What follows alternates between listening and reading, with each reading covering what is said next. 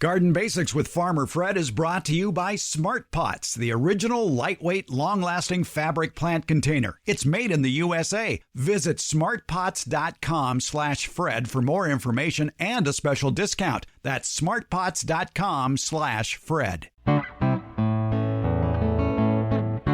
Welcome to the Garden Basics with Farmer Fred podcast. If you're just a beginning gardener or you want good gardening information, well, you've come to the right spot. Pull out one nutsedge weed from your lawn or garden, and 9 more will come to its funeral. Nutsedge, also called nutgrass, is tough to control. And one of the worst things you can do is to pull this weed out of the ground. Our favorite retired college horticulture professor, Debbie Flower, has some better ideas on how to control this widespread weed. UC Davis Arboretum Superintendent Emeritus Warren Roberts tells us about a very popular fall-blooming plant of the week, the Michaelmas daisy. It's on episode 141 of the Garden Basics with Farmer Fred podcast, brought to you today by Smart Pots and Dave Wilson Nursery. And we'll do it all in under 30 minutes. Let's go. Good morning, Farmer Fred. This is Jerry here in Sacramento. Longtime listener, big fan of yours. How do I get rid of sagegrass? It's so invasive in my garden beds, and it moved on to my garden area, my grass area. Well, Jerry, thank you so much for contacting us via speakpipe.com. It's really easy. It's good audio quality. It's free. If you want to leave a question for us, just go to speakpipe.com/garden basics and get your question in, just like Jerry in Sacramento did. Jerry, Debbie Flower, who is here, Jerry thinks he has sagegrass. When I think of sagegrass, I think of a Midwestern native plant. I don't think that's what he's talking about. Right. I agree. It probably isn't what he's talking about. Not likely to be an invasive plant in Sacramento area. Correct. And so I contacted Jerry to inquire about other possibilities that it might be. And he said, yes, you're right. I meant nutsedge. Nutsedge. Yes. Yes. Nutsedge is a big problem in this area. Sedges look like grass, but when they flower, their flower parts are on a stem that is triangular. Way to remember it is sedges have edges. Oh, that's good. Yes, I like that. And if you roll the flower stalk in your fingers, then you can feel those edges. The blades are like a wide grass blade, but they're stiffer and they are waxy. And that makes them quite difficult to get rid of from above, because that wax sheds all kinds of things. Then below ground, at the ends of their roots, they create storage organs called nutlets. And they put food in those nutlets, and they can germinate from those nutlets. And Pam Bone told me a joke once that said, yes, you pull one nutsedge and 9 come to the funeral. Because you don't get the nutlets. When you pull the plant out of the ground, you don't get the nutlets, and then they germinate. Pam Bone, by the way, master gardener, who's been on this program, and I like that little saying of hers because it's very true. It is very true. Yes. It is very true. I had nutgrass proliferating in a yard of mine here in the Sacramento region, and spent an entire summer sitting on a 5-gallon pot turned over. So I sat on the bottom, and I made myself a sifter just from some very fine fencing and a wood frame, and stapled it to the wood frame. And I spent days digging down a shovel full, a little bit more. You have to go about 10 inches down, and just going through the whole front yard, digging the soil up and sifting out the nutlets and throwing them out. That's one way to get rid of it. Yeah. I could see you doing that. But Jerry, the one thing you don't want to do, don't yank it out of the ground. Right. If anything, take a shovel, go out a couple of inches, 3 inches or so, dig down as far as your shovel head can go, and bring up that entire mound of dirt. So I guess a good idea might be to moisten the ground before you do that, and that way the soil will stay together. And then bring up that clump that will contain the nutsedge plant. Nutsedge, nutgrass, same thing, right? Some people would disagree, but common names are common names, so I say they are interchangeable. All right. And then I'd throw out the whole plant. Yes. Yes. Oh, yes. Yes. And don't put it in your compost pile. You got to get rid of it. as I said, I did that for a whole summer here in That's all you did. The front yard. It is. I'd go out for a period of time every day. And I had it in the backyard as well. And what I did in the backyard was solarize. And that worked very well. I was surprised how well it worked because those nutlets, I didn't know how deep those nutlets were going. I was going a shovelful deep, and I have a reference from Clemson University that says 10 inches to get all of the nutlets. That's going to vary by your soil, your location. 10 inches is not a set in stone. But I'm not aware of solarization working 10 inches down unless you're in maybe pure sand. But I did try solarization, which is a process of basically heating up the soil. So I tilled the soil. No, I didn't use a commercial tiller. I probably used a shovel and turned it over and broke up the clods and moistened it. It has to be moist, and then got clear plastic and laid it over this area, buried the edges. The whole edges have to be buried in solarization, and left it in the hottest part of the year for 6 weeks minimum. And that heats up the soil above 140 degrees, which kills everything there. Don't worry about the worms and the good fungus and bacteria. They will migrate out as this process happens. But the seeds can't do that. They can't move, and the nutlets can't move, and so they will be killed. And that worked very well. So those are two techniques. If you're starting to see the nutsedge or nutgrass come into your landscape, pull it out immediately. I have that problem now in my vegetable garden, which has recently disturbed soil, and it gets water and it gets nutrition, and I'll see baby nutlets. Reference I read says if you get them before they have 5 leaves, then they haven't formed any nutlets yet. I am not always successful at getting them that early, but I am persistent, and I'm getting all the plants out when they're babies, and nothing is getting old, and nothing is setting seed. That's another thing to consider whenever you're trying to control a weed patch. Get it out before it sets seed. Maybe you're just going to cut the tops off, but don't let it set seed, because then you could have hundreds from one plant. So get it when it's early, before it has 5 leaves. Cut it off, or get those seed heads out before they mature and spread seed around. You can sift the nutlets out of the soil. You can solarize, or Fred? What I was going to say was, if you want more information about soil solarization, check out episode 24 of Garden Basics, where we go into greater detail about soil solarization, which obviously is done when solar is best, and that would be the summertime. Yes. So that is a seasonal event. There is one herbicide that can be used. I don't know that any herbicide says it will kill. Control is always the operative word. Control is the operative word, and control does not mean kill. But Monterey Chemical Company creates herbicides for homeowner use, and this one is called Sedge Hammer. And so you would read without the label. The L. Right, without Sedge the L. Hammer, yeah. And the first time I looked at it, I put the L in there, but Fred's got the label up. Yeah. And it's for control of nutsedge, which in garden talk means we'll duke it out, but it'll probably be a draw. So you got to be persistent. You can't just go out one time, hit it with the sedge hammer, go away and say, I took care of my weeds.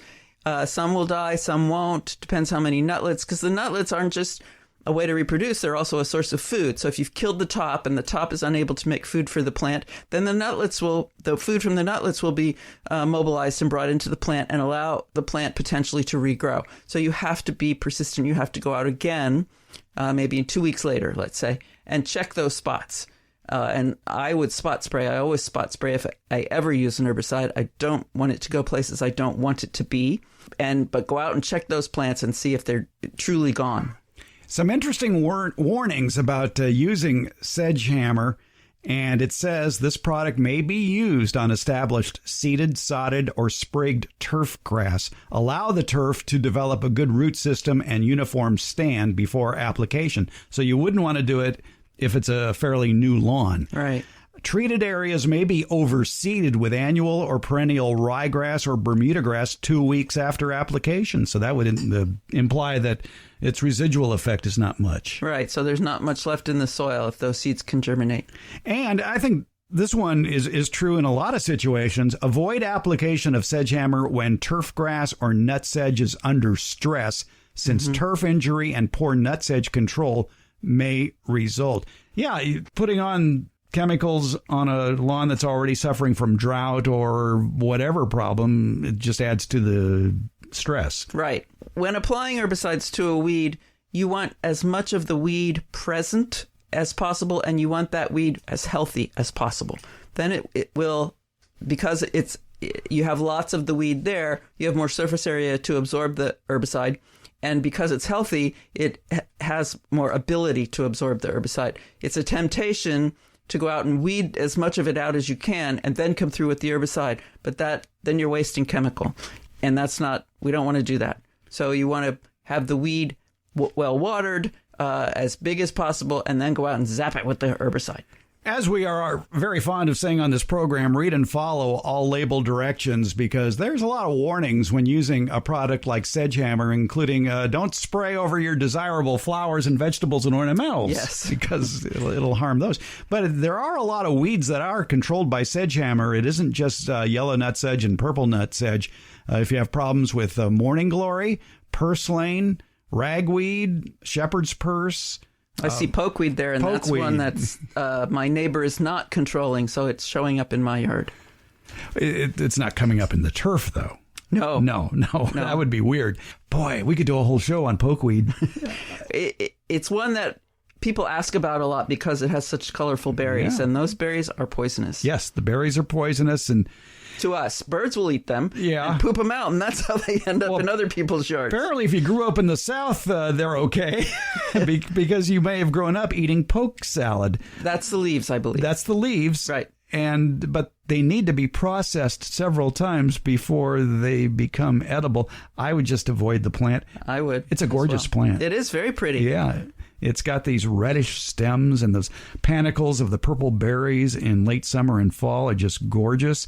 And it's a problem here in the Sacramento area, too. And people think, oh, it's a beautiful plant. Right.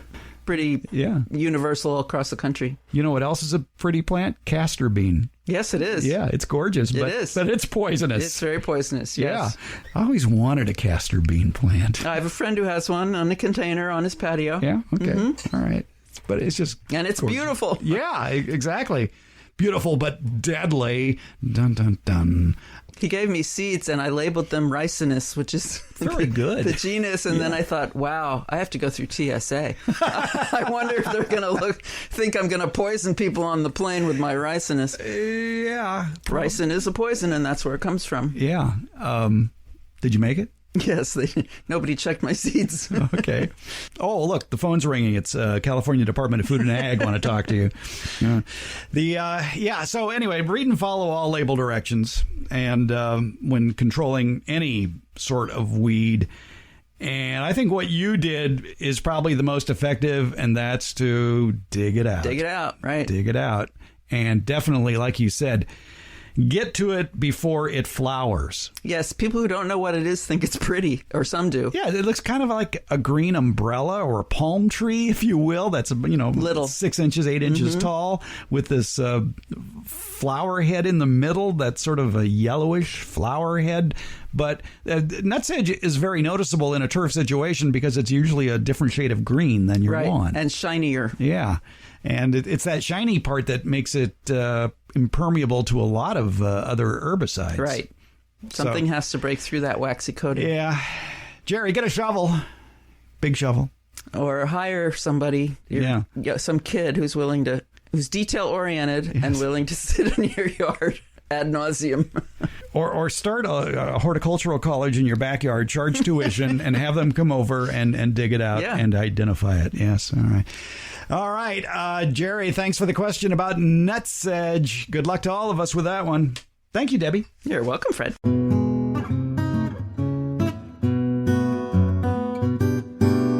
We're glad to have Smart Pots on board supporting the Garden Basics podcast. Smart Pots, it's the original award-winning fabric planter. It's sold worldwide, and Smart Pots are proudly made 100% in the USA. Smart Pots come in a wide array of sizes and colors. If a frost or freeze is in the forecast, moving your frost tender plants that are in the Smart Pots that have handles make them easier to move closer to the house for added warmth, or you could even move them inside for the winter. Visit smartpots.com/Fred for more information about the complete line of SmartPots lightweight, colorful fabric containers. And don't forget that /Fred part, because on that page are details of discounts when you buy SmartPots at Amazon. If you want to see them before you buy, SmartPots are available at independent garden centers and select Ace and True Value hardware stores nationwide. To find a store near you, visit smartpots.com/Fred. If you're thinking of growing fruit trees, or maybe you already have your own backyard full of fruit trees, well, you probably have a million questions. Like, which fruit trees will grow well where I live? What are the tastiest fruits to grow? How do I care for them? What are the most important things to know when starting a backyard orchard? Well, the good news is those answers are just a click away with the informative videos that you can find at davewilson.com. That's Dave Wilson Nursery, the nation's largest grower of fruit trees for the backyard garden. At davewilson.com, you'll also find planting tips, taste test results, fruit variety recommendations, and links to nurseries in your area that carry Dave Wilson fruit trees. Your harvest to better health begins at davewilson.com. Every week, we like to talk with Warren Roberts out at the UC Davis Arboretum and Public Garden. He always has an interesting plant of the week for us, a plant that probably can do very well where you live. And today's plant is a plant that does well throughout most of the United States. In fact, it's a native to the eastern United States, and it even is named after a saint. And Warren Roberts, what would that plant be? Well, we call it Michaelmas daisy. And the Feast of St. Michael, Archangel, is on, I think it's on September 29th. And that's the time when this daisy, or group of daisies, are blooming. Because of that, that name was applied, Michaelmas daisies. You can look this up in texts that talk about the saints, but sometimes this Feast of St. Michael includes the other archangels as well. So it's a big day on the calendar of the Catholic Church. Michaelmas daisies. There are two main species involved, and they're from the eastern U.S. They have for a long time been called aster, A-S-T-E-R, asters, and aster, Novi-Belgii. Novi Belgii is a name given to what's now New York when it was part of the Dutch Empire. And New Belgium was one of the names for it. New Amsterdam was the city, New York, what's now New York City. So a little bit of historic background. And these daisies were noted at that time. There's another one fairly close related called Aster Novae Angliae, Novae -Angliae, or the New England aster. And in my lifetime, both of these species and their hybrids have been called Michaelmas daisy. So this is a plant that I've known since I was a little tiny kid. My grandmother had it in her garden in Bakersfield, California. And it's a tough plant. It's easy. I mean, it's easy to grow, not tough to grow. It's just very hardy. It needs some water in summer because it comes from an area that gets summer rain, but it doesn't need a lot. And their range in color, the main color would be violet blue, I think, to purple and off into pink, but also white, very pale, purpley pink too. So those are the colors. Not a true blue, really. There's just too much violet in there for it to be what to be called a blue, but it has a blue appearance. Blooms for a long time, and many of the species, or I should say many of the varieties, are easy, as I said, easy to grow and long blooming. So they start blooming about this time of year, that is to say around Feast of St. Michael, and then continue on beyond until frost. There are some other species, though. Aster amelis, the European Michaelmas daisy, is also grown some. And there's another species of aster called Aster hybrid fricarti Munch, M-O-D-R-S-S-N-C-H. These all look very much alike. And these are not to be confused with what we call aster, which is Callistephus chinensis. They're related to the Michaelmas daisies, but they look quite different and have a different horticulture. To make this even more complicated, most botanists are now recognizing the Michaelmas daisies as members of another genus called Symphyotrichum. Symphyo, like Symphytrichum. So you'll start seeing that name as the generic name for the Michaelmas daisies as time marches on. But aster is, if you look things up, ASTER, aster is probably the best name to use for now. I would think the one saving grace of all those plants that are called aster is they're all members of the Asteraceae family. That's right, and they're the ones that give the family its name, the aster family or daisy family. Most of these Michaelmas daisies are easy to propagate by division. So when the flowering is over and the frost comes, the plant dies down, before it starts growing again in the spring, you can dig them up and divide them into clumps, maybe a couple of inches across or an inch across or less, but there should be some stem and some root on these divisions. And plant them then where you want them, and then look forward to flowers towards the end of September and on into October. Much like St. Michael the Archangel is usually pictured as very tall and upright, the Michaelmas daisy is no shrinking violet. It gets, 4 feet tall? Some of them get 4 feet tall, and that's a good thing to point out. Michaelmas daisies are pretty much straight up and down. They're not like penstemons, which flop all over the place. They pretty much stay upright. And there are some dwarf forms, too, that only get about 6 or 7 inches high. And those were bred, for a kind of a ground cover effect, but particularly for the cemeteries for World War I and World War II in Europe. And the fact that the plant is a North American native figured into that as well. So there were a lot of Michaelmas daisies cultivars that are really rather small and kind of in that way easier to use in the garden. Does it have an invasive root system? Not really. I take that back. We have one native to California, which is also native to Chile, which is Symphyotrichum chiloense, I think it's called. And it can move around in the garden a little bit, but it's mainly used by people who want just California natives in their garden, and it's not that widely available outside of the West Coast. That one's a little bit weedy, but the others are not that I know of. My experience is not that they're not that weedy. But it could be that in areas that get summer rain, that they might be a little bit more aggressively growing. So that's a question I really don't know the answer to for sure. Sounds like this plant may need a stake. May need a stake. Well, the taller ones might, but they have a fairly robust stem. It's the Michaelmas daisy. It is in the Asteraceae family. Beyond that, I can't tell you much, except it's named after an archangel, Michaelmas daisy. And it sounds like it would be a winner for gardens throughout the country, Warren. I think so. Yes, I've seen it. I've seen it grown in Alaska, too. So. Oh, all right. It's the Michaelmas daisy. Look for it near you. For more information about the UC Davis Arboretum, visit their website, arboretum.ucdavis.edu. They have October plant sales coming up, so you can check their website for more information about that if you're here in Northern California. And if you just want a list of good plants, visit their Arboretum All-Star list that they have online there at arboretum.ucdavis.edu. The plant of the week, the Michaelmas daisy. Warren Roberts, thank you so much for that. Thank you, Fred. My pleasure.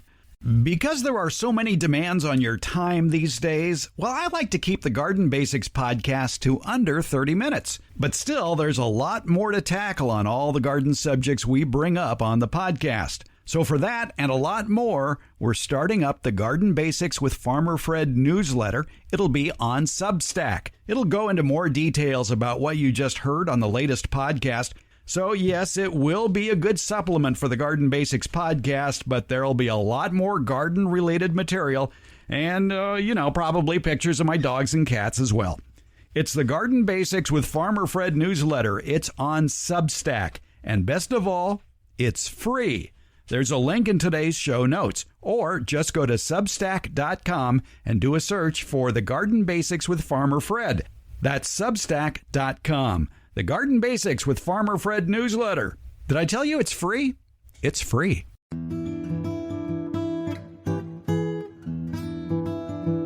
Garden Basics comes out every Tuesday and Friday. It's brought to you by Smart Pots. Garden Basics is available wherever podcasts are handed out, and that includes Apple, iHeart, Stitcher, Spotify, Overcast, Google, Podcast Addict, CastBox, and Pocket Casts. Thank you for listening, subscribing, and leaving comments. We appreciate it.